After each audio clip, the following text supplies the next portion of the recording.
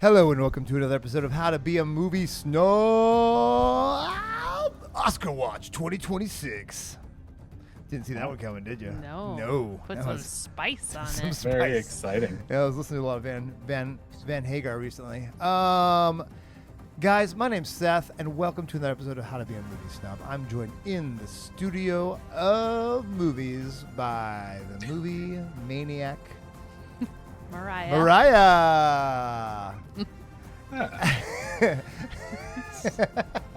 Tip of the cap. Tip of the cap to you. And Hi, from, Mariah. hi, mysterious character Hey. from Hi, afar. Yeah, Hi. hey. What is your name, sir? Hey, it's me, Pat. It's Pat. Hi, Pat. Oh, profound and pontific. No, I don't know what that word means, so I can't use it. I'll have to look at my extras. I Pat. pontificate sometimes. Pontificate. Okay, Yeah. yeah. Sounds disgusting. Never is. Guys, we are in the middle of Oscar season, and by Oscar season means we have the nominations, so we know who's actually nominated. And we're doing a little bit of Best Picture and a little bit of documentary, and today we're going down Smattering. that documentary trail. That documentary death row, whatever you want to call it. It is a ride, and it is a rough ride. And today, I don't know if it's going to be the roughest ride because I've also watched some of the other documentaries that's coming up. But this one is a eye-opening reality to what we don't know, which is depressing. And but yet there's still always hope. But in what the most depressing things. documentaries are for you? Yeah, it's true. There is a documentary. Yeah, they're all gonna tell you something you weren't aware of, Don't get me wrong. and they're not always like, "Hey, this is great. I really enjoyed. We just wanted you to know about it." Yeah, there was one like that. It was the Disney one about the guys who repaired instruments for schools a couple of years ago, and that was Oh, lovely. yeah. That was a lovely. Probably didn't win. I don't think it won, but it was a lovely documentary, and I was like, I feel good about people. Oh. This one takes place down south. This one was taken. All of the footage from this was taken technically from contraband. This whole movie was shot illegally, technically. Most of it. But A lot of it. man, what a documentary. Do you guys have your facts up? Pat, who Yeah. directed this movie? Oh, that facts. This was directed by Andrew Jarecki and Charlotte Kaufman. And you might know Andrew Jarecki from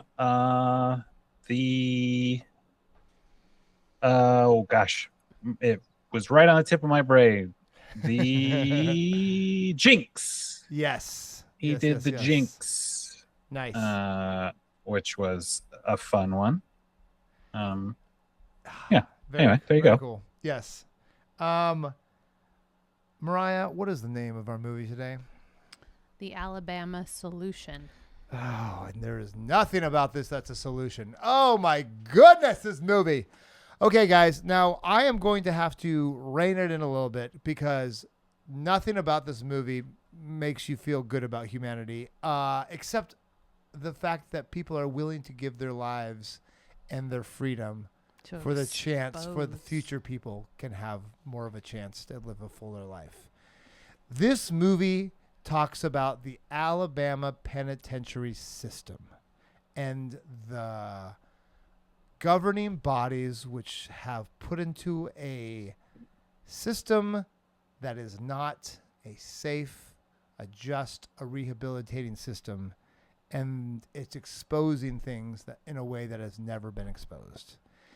And there are heroes who are incarcerated men who are found guilty of major crimes, but these are the heroes of this movie, willing to give it all for their fellow inmates to have more freedom. And it is heartbreaking, heart-wrenching, hopeful, and terrifying.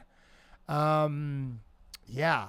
Let's start out with how this movie was shot and the situations that made that even possible. Do you guys want? Who wants? Are we? Jump in. Oh yeah, hot takes. I'm gonna ask. Oh yeah, sorry, I'm just into this, guys. This movie, I have been watching so many like hot takes interviews. and favorite scenes. Oh you my know? gosh, We got a whole I thing do, we I gotta do, I here. do. I'm sorry, guys. I'm going off script because this movie was that. It just got me in a like we've. This isn't our first documentary, but this is the first one where I felt like this is such a cool moment that and we'll talk about. Okay. Cold brews and hot takes. Pat, are you ready? I guess. And I was reluctant to even bring it up, but the format of the show must live on. Must live on, Pat. I appreciate that. My hot take, per usual, tried and true, Bodhisattva is bringing you this hot take. And these movies, documentaries, are tough to have hot takes about. Since they are a hot take. And, yeah. But I guess my hot take was that sometimes prison contraband is good. Right. Exactly right. I wouldn't often advocate for that because also the movie highlights a lot of negatives of prison contraband. But in this situation, this movie wouldn't exist without it. So yeah, there you go. That's pretty good. Yeah. No, I was going to have a similar hot take on the fact that not everything smuggled into prison takes away life, same, Yeah.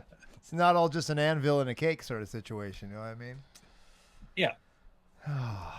Mariah, do you have one? Or you want me to There you go go. first? You're like all I have is the Alabama problem. Alabama solution? More like the Alabama problem. That's all I thought. That's pretty I was good, like, actually. Pretty good. Oh my gosh, the Alabama solution? More like Alabama continual problem since the existence of slavery. No this Alabama is just solution. the same problem we've had forever and ever and ever. Oh, it is. I would also like to. I would also like to say this is probably not just Alabama. No, and I did. No, they say that in the movie. I hate to attack Alabama only. For sure. And it's the fact that I did not know you're not allowed any media coverage at all in prisons.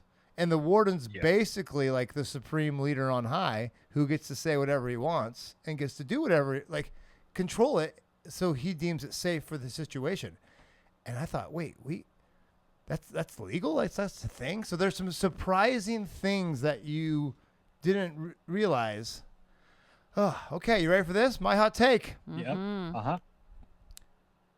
I kind of wish I was in Shawshank Redemption, not in the Alabama prison system. Yeah. Shawshank is the feel good. Shawshank is better staffed, more consistent people, and way more chance. Yeah. When Shawshank seems more livable than the Alabama prison system. Dang. And Shawshank was abusive and corrupt in many ways. And so we're still stepping up from that in this real life situation. Shawshank is a terrible fiction story about how hard prison is, and it doesn't hold a candle to the reality in the Alabama penitentiary system. What? What? Okay, let's get into it. Favorite scenes. So Mariah, favorite scene. oh yeah, I don't think we can do. I don't think we yes. can do favorite Right. scenes though, because I think we got to talk about the how it's done first. Because favorite scenes inevitably will get to these parts of how they got there. So let's talk about the background of this and how we got to this point. And because Andrew Jarecki, is that how you pronounce it? Jarecki? I think so. That sounds good. Cool name though, Jarecki. I don't know if he's ever a Trekkie. Jarecki the Trekkie. Anyways, I digress. He wasn't going in to make a documentary about the prison system. That wasn't what he was going to do. But then it just he kind of fell into it.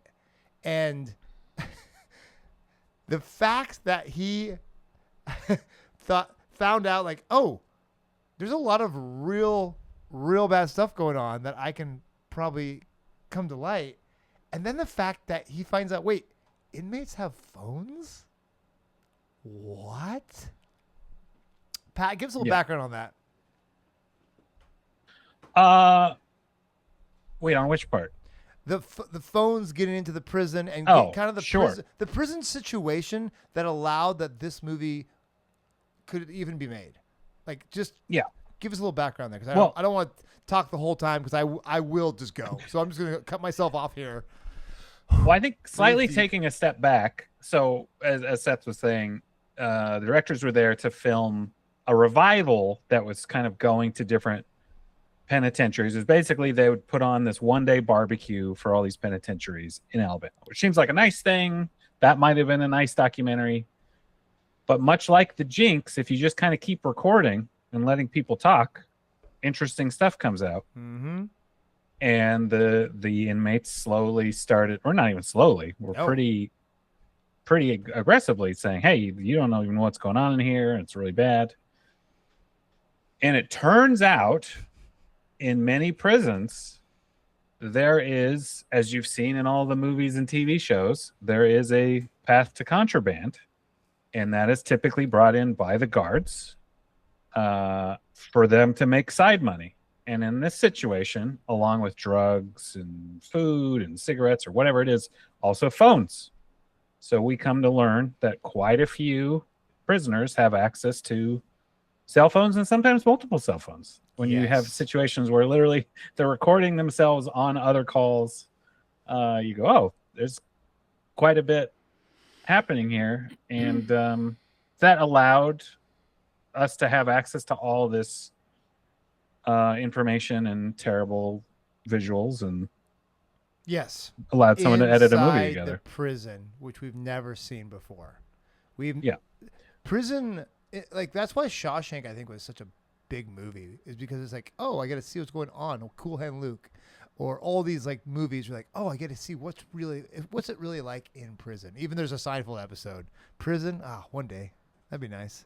You know, like the joke is like it's this 3 meals a day. Yeah, this romanticized, like it's hardcore. Like I gotta shiv someone in the yard, but still like find my groups, and there really is this Hollywood romanticism in a horrible way too, obviously, for what prison is. But then, Or Orange is the New Black. You know. it goes on and on. Like that other WB show,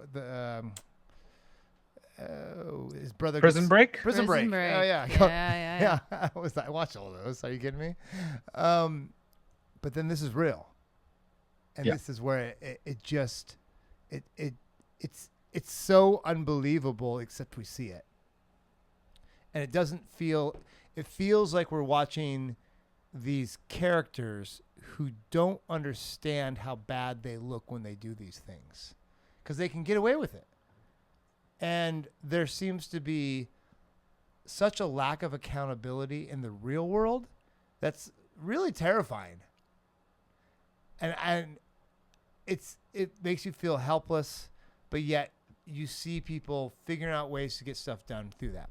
Okay, so contraband, we got film, we got videos and phones in the prison. So, filming the revival meeting, Andrew and the co-director, what's the director's name? I always forget. Charlotte Kaufman. Charlotte, because Charlotte's on the phone most of the time. I feel like Charlotte's doing more of the legwork. Sorry, Andrew. Yeah. You might be, but who knows? They get in contact with some of the main guys who are kind of like the figureheads, leaders in each of the correctional. Because this has been going on before they got there. This movement of like free Alabama. I gotta look up some of the actual verbiage here, but there's already a movement to help people in the Alabama prison system get out or not get murdered and beat to death, frankly. And there's already a movement that's been going for a while. And so by the time Andrew shows up, that's already been in place for a while. And now they get to tell their story. And it's terrifying because the whole time everyone's asking the same question. You realize when you release this, they're going to be in a lot of trouble. And Andrew's like, they want to release this so that there can be some light shown on what's going on. Yeah. They've already had, and we can talk more about that. By the way, spoilers, we're going to talk about all this because it's just a mind-blowing movie. And I'm just going to go ahead and say what I want to say. You should see this movie because And not only should you see this movie, I'll put the link in the bio here. But there's ways to actually you can call the prisons and be like, hey, what's going on with this guy? Is he still alive? Like you can keep some accountability. Yeah, to and that. we can update you at the end of this. Too, Yes, as to 'cause where they're there is currently at, as far as we know. As far as we know, and again, And the movement is the Free Alabama movement. thank you, Mariah. And the two main guys they also have aliases, or they're also known as yes, AKA Robert Earl Council is also known as Kinetic Justice, Mm-hmm. and Melvin Ray is also known as Benu Hannibal Rayson. And Yep. And they also have Raoul Poole and Sandy Ray yes. are the other main people of this. And Sandy Ray is a mother of someone who's been beaten to death in the prisons, and she's just trying to find out what happened and justice. And hold the guy accountable. And it is just hard to watch. Okay, so now you know kind of what's going on. This is the second movie that we've seen where there's the cinematographer are the people involved with the story.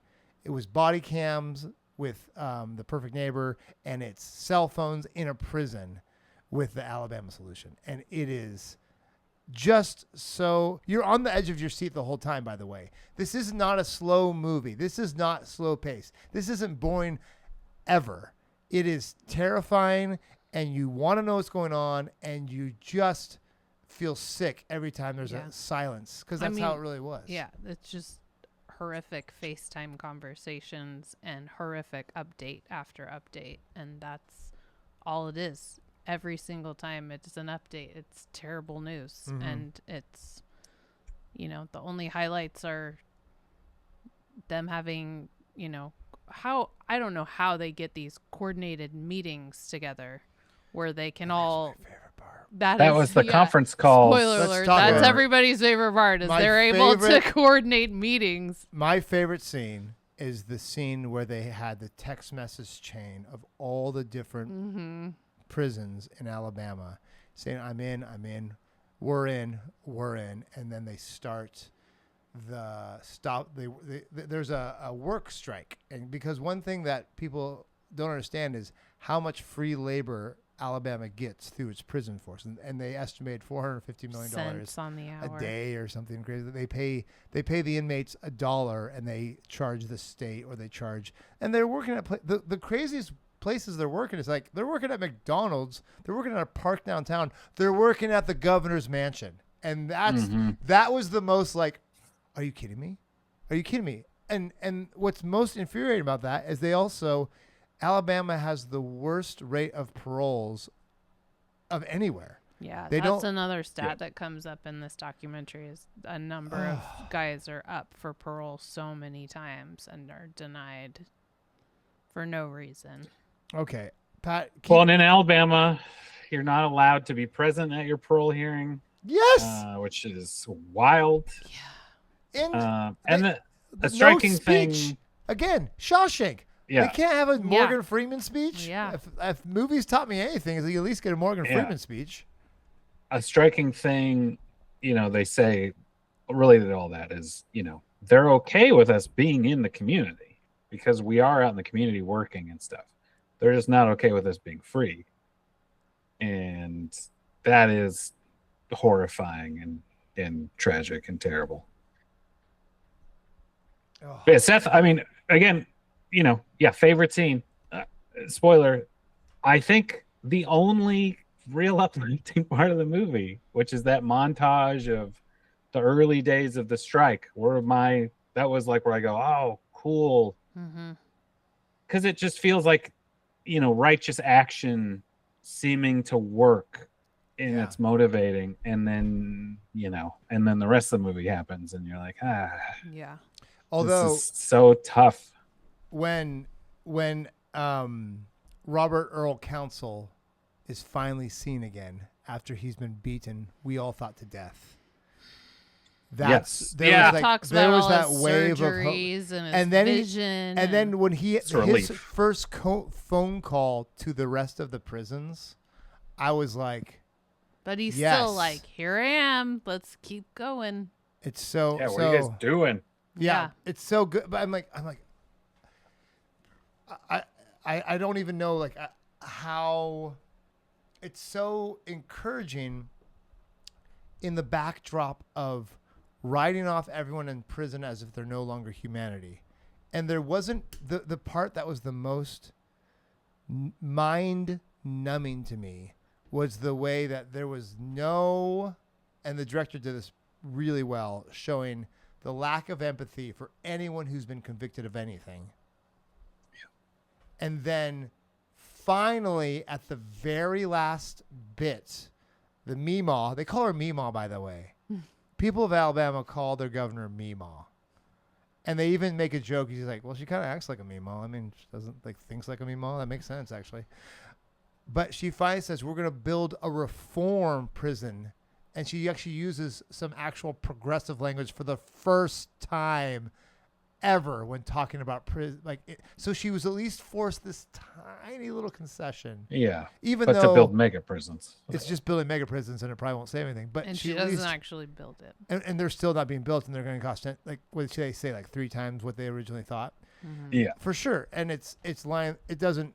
But the fact that little change took that much effort at all. And so I am stoked that this is nominated for an Oscar. And I'm sorry, I feel like I'm jumping ahead here a little bit, but I don't know how much without just talking about the whole entire movie, I don't know how much we want to go into. Like, this movie is like should be like a must watch for everyone. However, the people who you want to watch it probably won't watch it because it'll be anti-authoritarian in some way, I guess. Like, go against what they believe. Because the one thing I realized by watching this too is I don't understand Alabama culture. As much as I've read about historical and I think it goes back to the plantation. I feel like it goes back to this concept of the Southern nobility. There seems to still be that feeling of we're a little bit better than the rest of America, even though the rest of us are screaming out, you still are creating this system of inequality and you're just calling it an Alabama thing. How are you not seeing this as an America thing? And it's like, we need to do Alabama problems, an Alabama solution for an Alabama problem.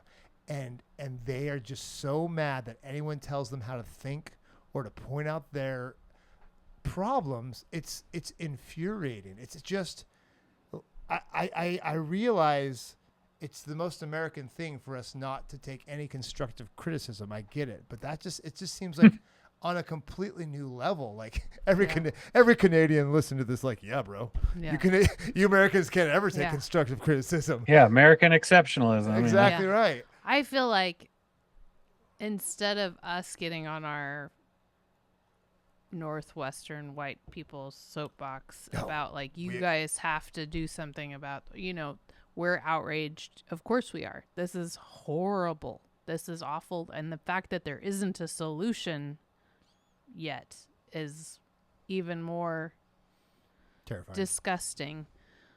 But I think the takeaway from this episode is that you need to get onto HBO and you need to watch the Alabama solution and you need to see for yourself what is happening. And I think this needs to win the Oscar for Best Documentary because everybody needs to be at the Oscars to see why this is so important. I think the fact that this gets more and more and more, screen time, Audible time, Spotify time, anything. Like, I think the more word of mouth, I think this is just one of those, like, you don't want documentaries like this to get swept under the rug. Yes. I think even if it's just so horrible, those are the ones that you have to actually make people notice. You have to, I 1,000% agree, Mariah. And I want to add to that. We just watched The Perfect Neighbor, which again is the injustice of a white woman complaining about black neighborhood kids and the injustice of that.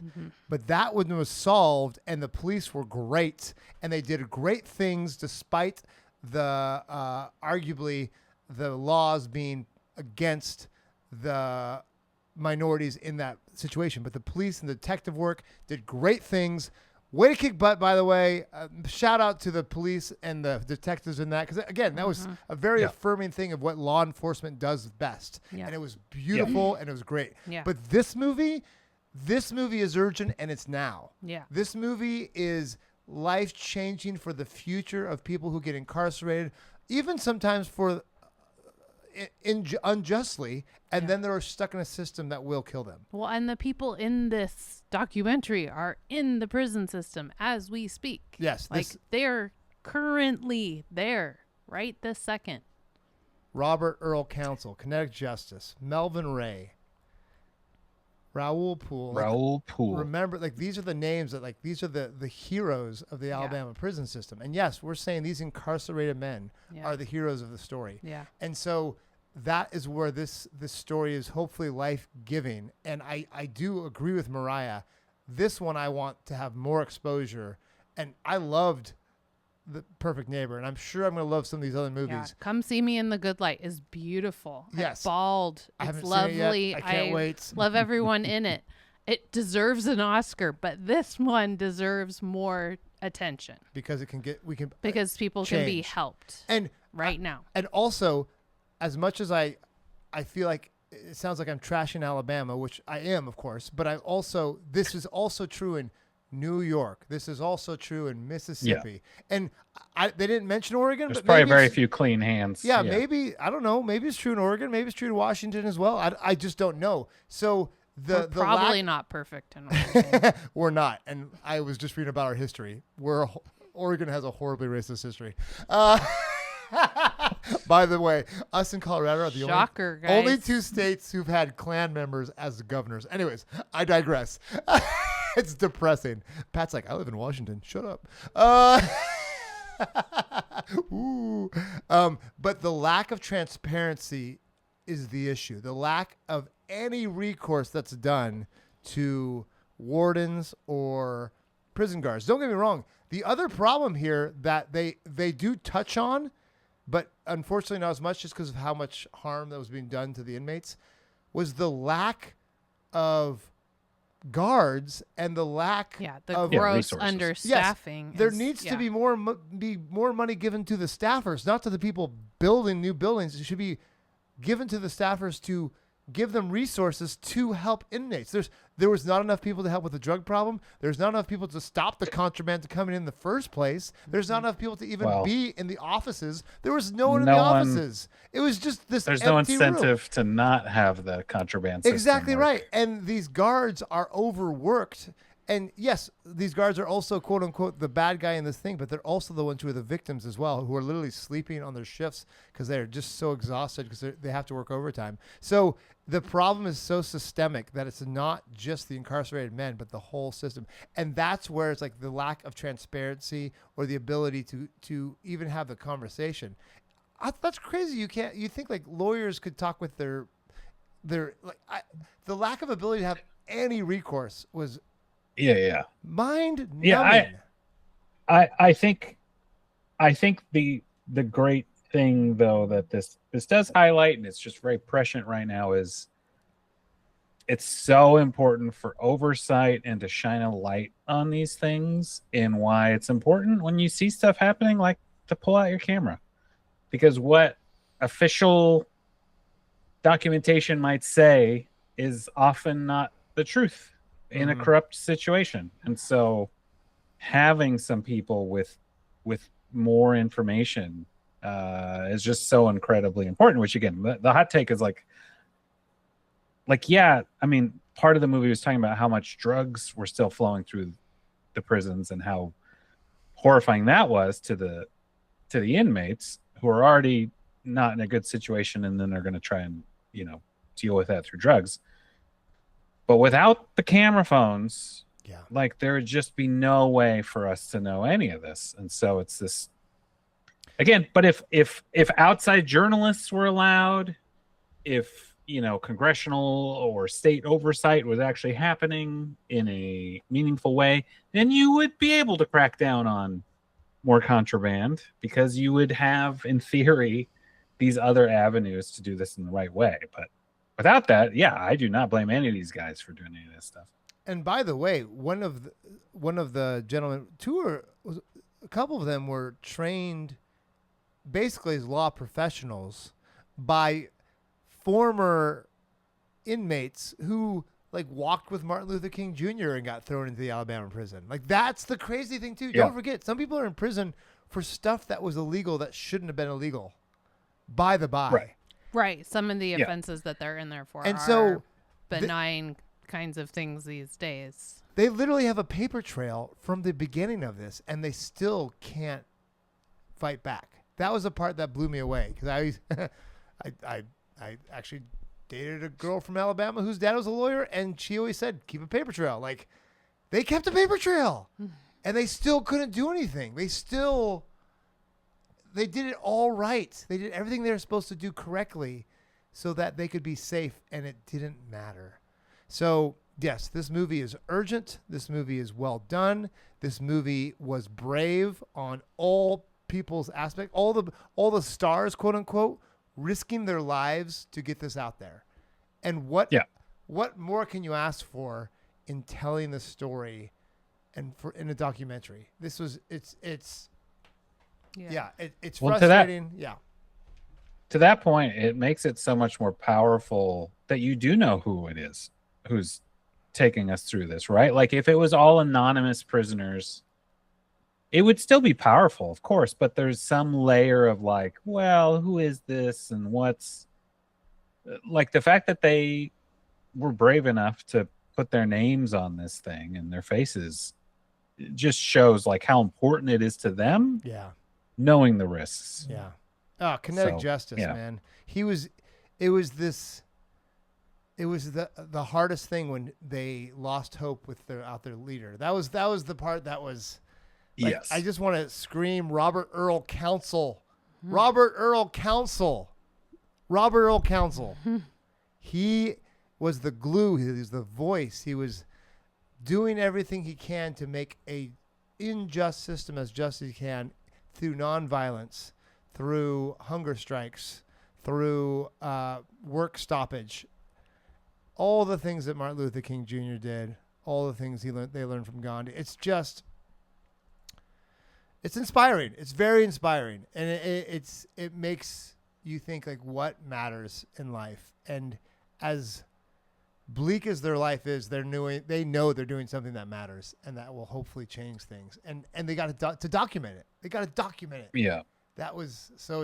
Yeah, it wasn't my favorite scene, but it does strike me as very powerful too. It's not like Robert Council was this totally steadfast, nonviolent. Oh, for sure. You know, He's like in prison. but they intentionally put in him basically like second guessing the whole thing, and like maybe we do need bloodshed. Maybe that is the thing. And then the fact that despite those misgivings, despite basically getting beaten to death and somehow miraculously surviving, he still is pushing the nonviolent path. Again, just makes it so much more powerful, which is, kind of why he's advocating for it. Yeah. Because you could also understand, I had the feeling watching the movie, like I would want to attack these guards. I'm like, there's more of you inmates. Attack the guards. Yeah, if you're like, overthrow the whole understaffed, thing. get them. Yeah. And then you go, well, that's not going to look good. That's not going to further, the thing. But like that's my instinct. And then in a very privileged point of view. And so it's so commendable how they approach it. It's unbelievable. Yeah, really is. Yeah, go watch it. Go watch it, guys. Anything else to add, Mariah? The last thing I would add is, as of February 2026, 3 key activists featured in the documentary, Robert Earl Council, Melvin Ray, and Raoul Poole, have been placed in solitary confinement at Kirby Correctional Facility following a nonviolent work strike in December 2025.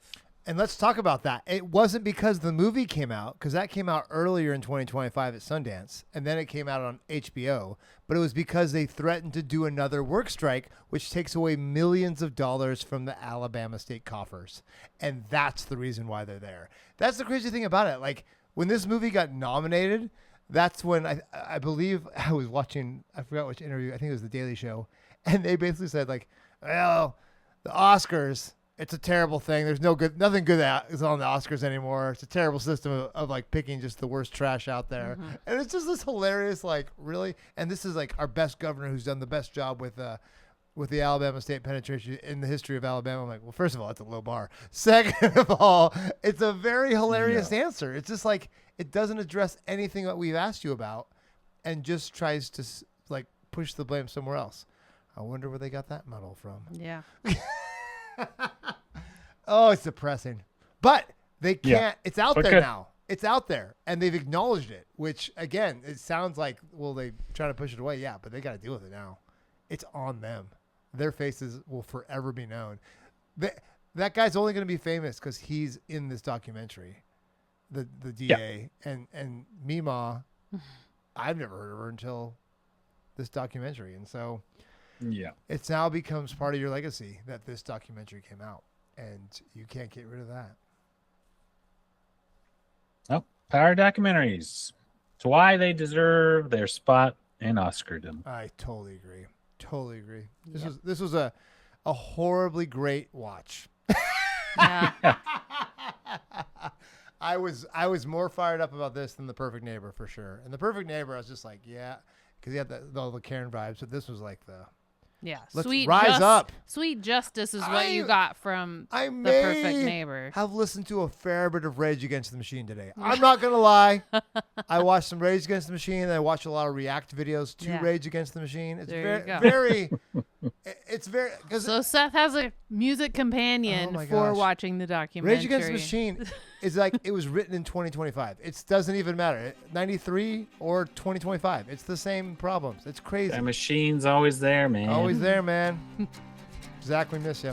All right, guys. My name. Anything else before I sign off? Because I would love to talk about this forever, but I guys, watch it, talk about it, tell everybody else to watch it. This is such an important documentary. And see Oscars. What's going on in your state's prison systems, and write your congressmen and your senators if ask your family. I had family who was locked up for years, and now I want to go give them a call and be like, hey, was your prison like this? Like, I want to know. Like, you spent a couple decades. What was it like? And so, I'm very intrigued about this. I'm like, I want to know, like, can we change? Like, hopefully this is the beginning of change. But it's a long road. So thank you. I just want to say again, thank you, Robert Earl Council. Thank you, Melvin Ray. Thank you, Raul Poole, for putting yourself out there. And keep going. And guys, links in there. Call them. Check out what they're doing so you can kind of keep up, because eyes on the problem forces more accountability, whether they like it or not. So keep it a good fight, guys.